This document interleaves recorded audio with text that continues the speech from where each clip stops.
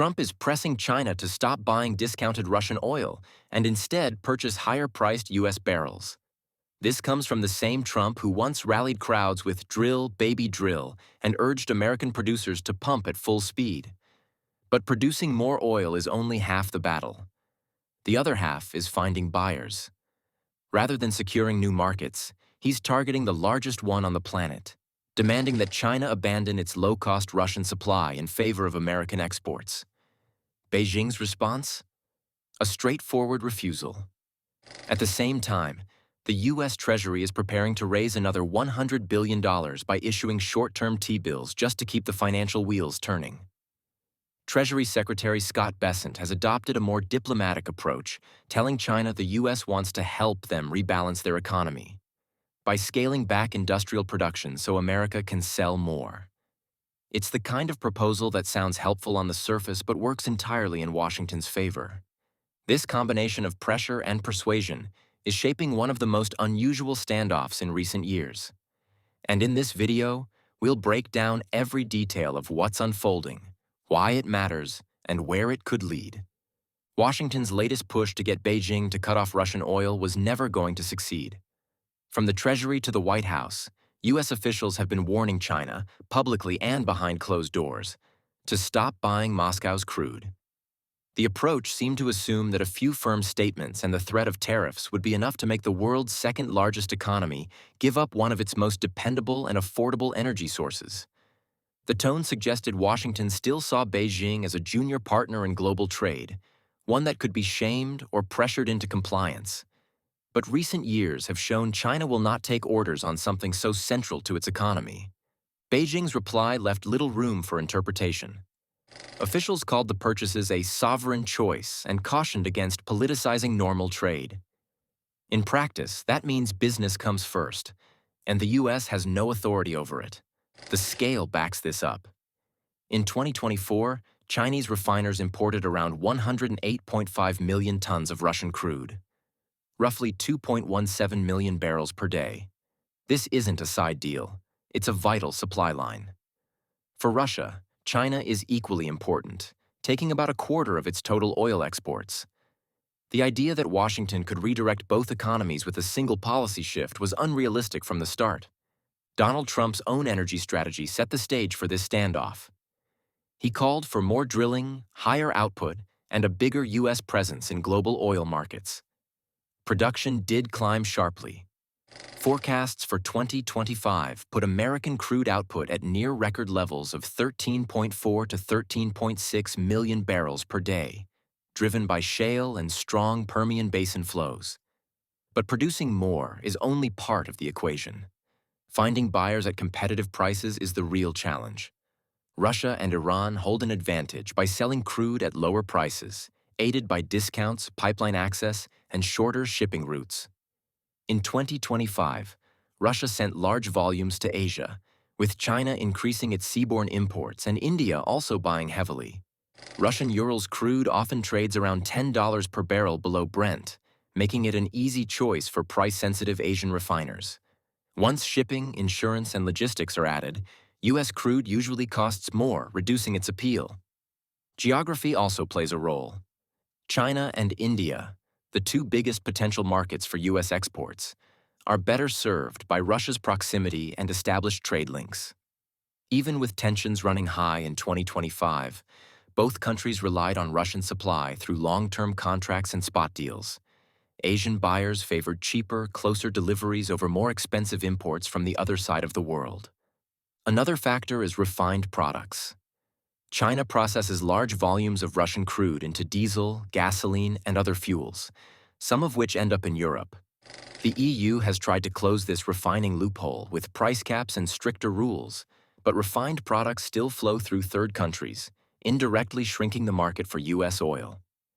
By mid-2025, the trend was clear. Record American output, but limited competitive buyers and logistical hurdles. Energy markets shifted and discounts narrowed at times, yet the underlying issue persisted. Greater production does not guarantee demand. Even if China wanted to replace Russian barrels quickly, the cost would be steep. Many refineries, including smaller teapot plants and state-run facilities, are designed for heavier, sour grades like Urals. Switching to lighter or more expensive crude would lower yields, require costly modifications, and cut into profits. Russian oil's price advantage, supported by the G7 price cap system, makes it even harder to justify change. This supply arrives through secure pipelines and a dedicated fleet that avoids Western restrictions. Payments further insulate the trade from U.S. influence. Increasingly, transactions are settled in yuan or routed through networks outside Washington's reach. Cutting off dollar clearing no longer carries the weight it once did. While the U.S. can still threaten tariffs or secondary sanctions, China has built systems to absorb the impact. In reality, this pressure campaign never had a chance. China isn't buying Russian oil reluctantly. It's deeply invested in it for economic, logistical, and strategic reasons. Public criticism from Washington only strengthens Beijing's resolve to keep the flow going, underscoring the limits of U.S. leverage in this space. The trade battle between the United States and China unfolded in a way few in Washington had anticipated. Tariffs were raised sharply, in some cases reaching triple-digit levels, with the intention of pressuring Beijing into making major changes to its trade practices. The higher costs on Chinese goods did cause disruption at first, but the adjustment came faster than U.S. officials expected. Instead of an export collapse, China kept its factories running and its goods moving, even if shipments slowed briefly in the early months. By mid-year, trade numbers pointed to recovery, showing just how quickly China's manufacturing base could absorb the impact. In the first quarter of 2025, GDP grew 5.4% year-on-year, surpassing market forecasts of around 5%. It was a strong start that highlighted the resilience of the country's economic engine. The momentum continued into the first half of the year, with GDP expanding 5.3% compared to the same period in 2024. Second quarter growth reached 5.2% year-on-year, with a 1.1% increase from the previous quarter, both ahead of expectations. Industrial and manufacturing activity were key drivers. In the first 6 months, industrial output rose 6.4%, while manufacturing climbed 7.0%. Some strategic sectors posted even stronger results. Equipment manufacturing increased 10.2%, and high-tech manufacturing advanced 9.5%. The services and retail sectors also delivered steady growth, expanding 5.5% in the first half. Within that, software and IT services surged 11.1%, leasing and business services grew 9.6%, and transport and postal services rose 6.4%. Retail sales of consumer goods were up 5.0%, and retail services advanced 5.3%. July's trade data surprised many analysts. Exports jumped 7.2% year-on-year, far above the 5.4% forecast, while imports grew 4.1%. This strength was helped in part by front-loading, shipments being sent out ahead of anticipated tariff increases. China's trade surplus reached a record $686 billion in the first half of the year, up 34% from 2024. This rebound was no accident.